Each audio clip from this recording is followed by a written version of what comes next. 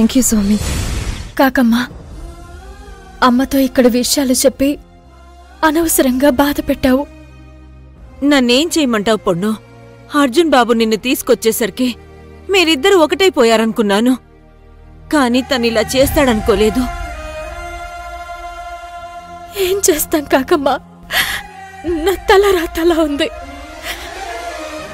అర్జున్ బాబు గుళ్ళో నన్ను ఆపినప్పుడు, చేపట్టి నన్ను ఇంటికి తీసుకొచ్చినప్పుడు నన్ను అర్థం చేసుకున్నారేమో అనుకున్నాను. కానీ ఆయన నన్ను బాధ పెట్టి మాటలే మాట్లాడారు.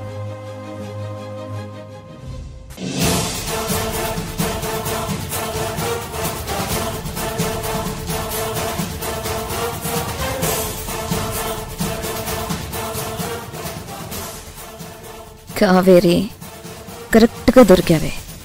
బావ దూరం చేశాడన్న బాధలో ఉన్నావు. ఇప్పుడు ఆ మాంత్రికుడిచ్చిన పౌడర్ జ్యూస్లో కలిపిస్తే చూసుకోకుండా తాగేస్తావు. దెబ్బకి పిచ్చి పట్టి ఇంట్లో నుంచి వెళ్ళిపోతావు. యమజ, మాటలతో టైం వేస్ట్ చేయొద్దు. అనుకున్న పని చేసేద్దాం పద.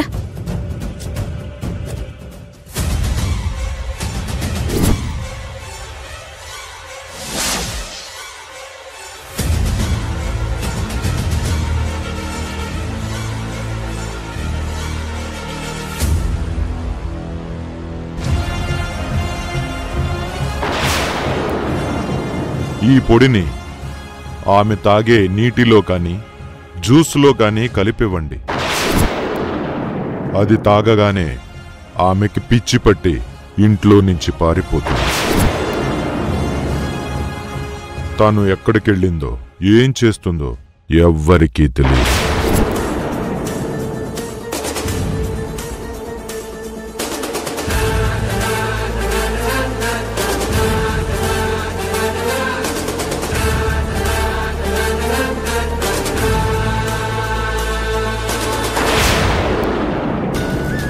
కావేరి, జీవితంలో నువ్వెన్నో కష్టాలెదుర్కొన్నావు, ఎత్తు పల్లాలు చూసావు.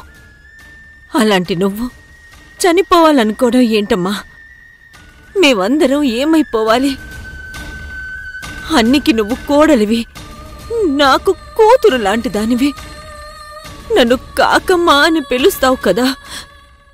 నువ్వు లేకపోతే నేనేమైపోతానమ్మా? నన్ను వదిలి వెళ్ళిపోతావా? లేదు కాకమ్మా, నేనెప్పటికీ నిన్ను వదిలిపెట్టి వెళ్ళను.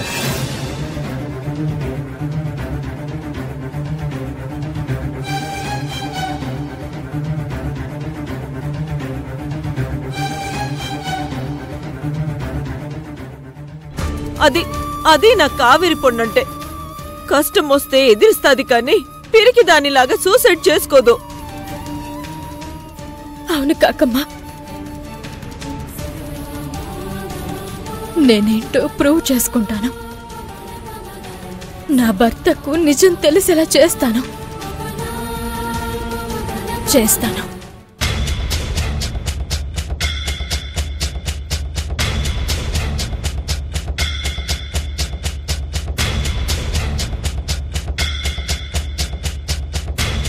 యమజ, జ్యూస్ రెడీ అయిపోయింది.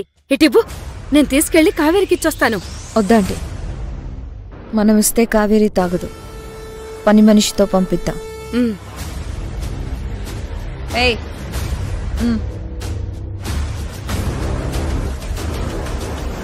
ఈ జ్యూస్ తీసుకెళ్ళి కావేరికివ్వు. ఎవరిమ్మన్నారని అడిగితే భువనేశ్వరి గారు ఇమ్మన్నారని చెప్పు.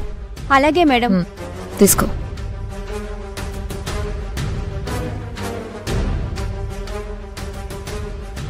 పదాంటి, అక్కడ ఏం జరుగుతుందో మనం కూడా చూద్దాం. కావేరి, విశాల్ కనపడకుండా పోవడంలో ఆ యమజ అనసూయల హ్యాండ్ ఉందేమో అనిపిస్తుంది. అవును కాకమ్మా, నాకు అదే డౌట్. అమ్మా, జ్యూస్. జ్యూసా? ఈ టైంలో ఎవరివ్వమన్నారు? పెద్దమ్మగారు ఇవ్వమన్నారమ్మా. నాకిప్పుడు తాగాలని లేదు, తీసుకెళ్ళు.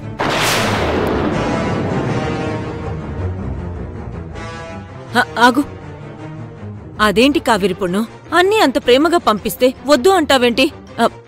నువ్వెళ్ళు. కాకమ్మా, తీసుకో తాగు. కాకి, ఎన్నాళ్లకు నాకు హెల్ప్ చేస్తున్నావే, నువ్వే దగ్గరుండి కావేరికి పిచ్చి పుట్టేలా చేస్తున్నావు.